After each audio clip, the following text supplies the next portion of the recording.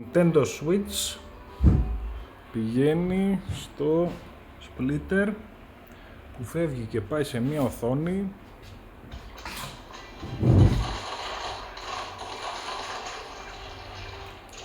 και σε ένα προτζέκτορα που δείχνει το ίδιο πράγμα.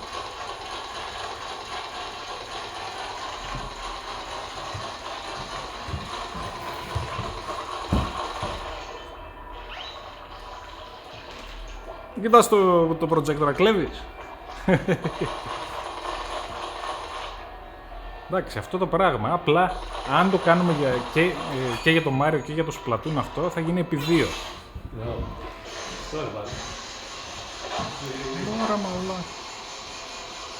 Τι είναι αυτό? Όταν φορτώσει αυτό εκεί πέρα, έχει πάνω ένα ρολόι, το βλέπεις. Όταν φορτώνει, όσο πυροβολάς, φορτώνει πάνω. Όσο βάφεις.